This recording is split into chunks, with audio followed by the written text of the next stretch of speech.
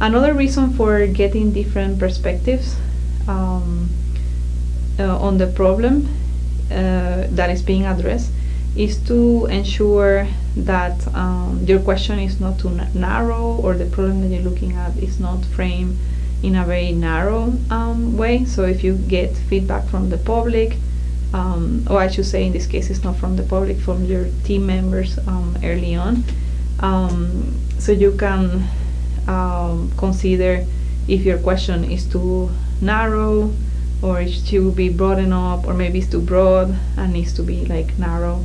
So the general rule is that definition of the problem should be at least broad as the definition that you are going to hear from the stakeholders.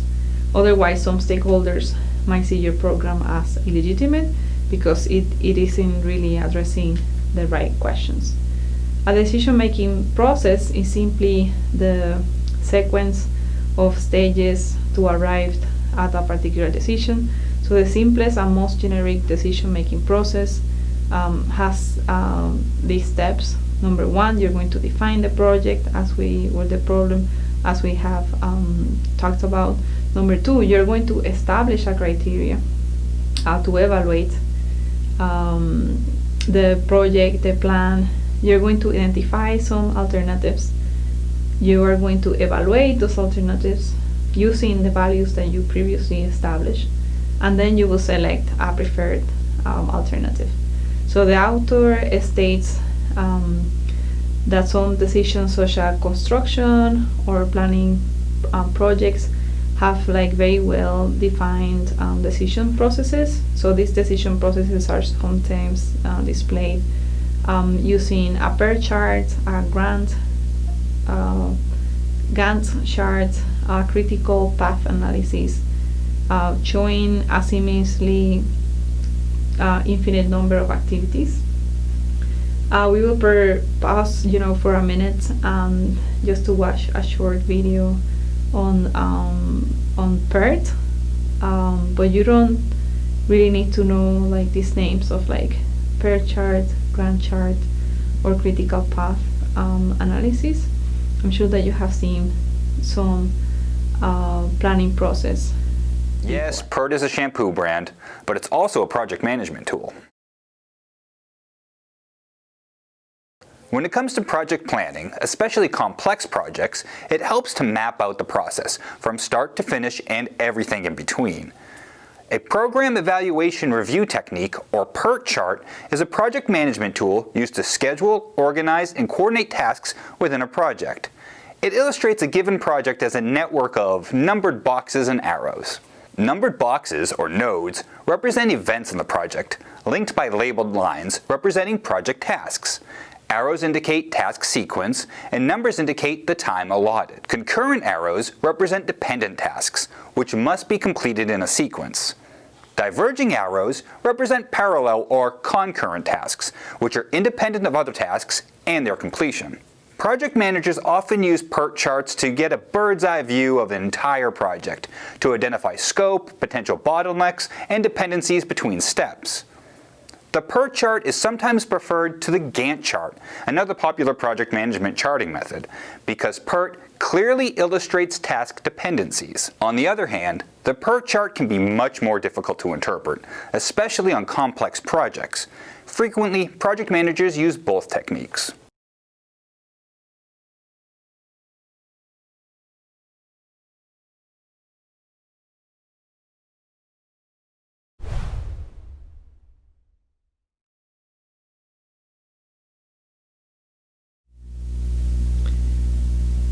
So in Exhibit 3.1, we have an example of how can you do process planning. Number one, you will develop a problem statement criteria. 2, identify the values set to be portrayed in the alternatives. 3, formulate the conceptual alternatives. Then evaluate those conceptual alternatives.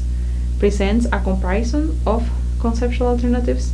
Select alternatives that will be considered in a greater detail. Refine the criteria to be used. in evaluating the detailed alternatives, and refine and reimagine alternatives, and finally evaluate the refined alternatives. So in order to illustrate how decision-making process for a major technology or project decision happens, we will look actually at a case study in Concord, California, or the Concord Community Reuse Project, and on the former Concord Naval Weapon Station. So most of my project management experience working in the city of Concord. Is in the San Francisco Bay Area, just about 40 minutes from San Francisco. And as a staff planner, I work for the redevelopment of this very large site, which is the former Concord Naval Weapon Station that was like closed by Bragg.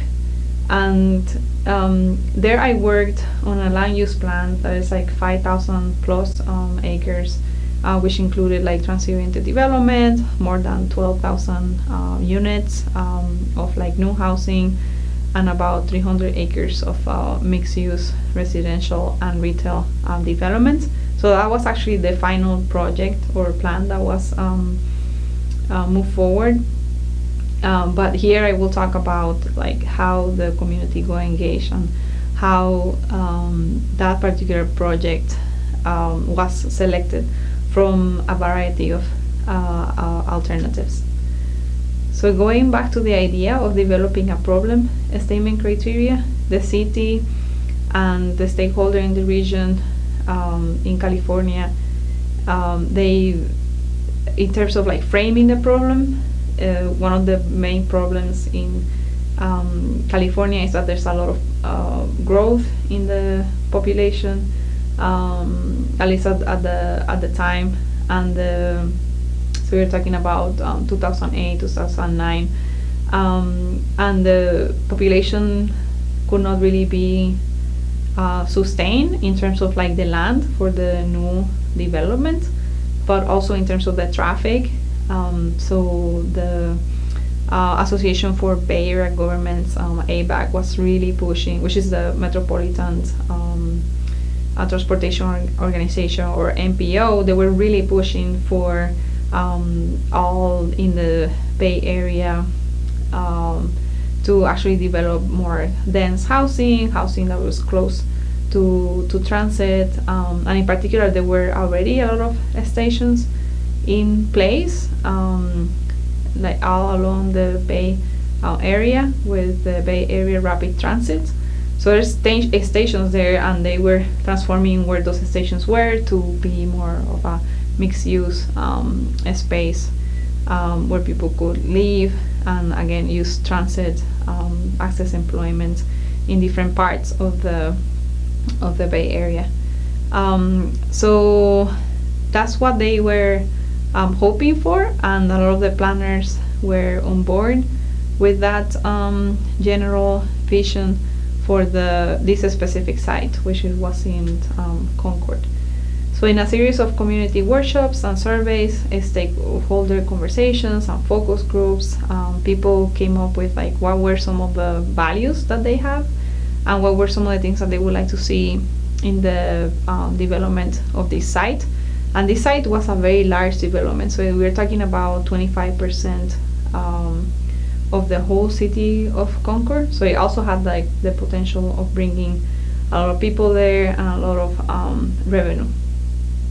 So the community decided that these are the things that they wanted. They wanted to incorporate elements of green planning, transit-oriented development, but also like just connectivity in general. So having the ability to walk by, take the bus, take the train, and so on. Having lots of transportation options. Having some community investment in terms of like different institutions, adding like schools, adding basketball courts, adding senior centers. We're talking again about 25% of the city, so you need a lot of these like community services. Also, people wanted active recreation, so we're talking about not only places that are like open space, but places that are for walking, biking, where it's easy for the public to be able to access. And they also wanted to protect the open space. There's like several like endangered species, particularly of like salamander in that area. So they wanted to have like a preservation plan as well. And they, as I mentioned, they wanted the city to also have like sustainable economic development, and for the city to be able to pay for all the infrastructure that it will require to be put in place, in terms of like sewage, again, all the public parks, the sidewalks. So the project needed to be really financially sustainable.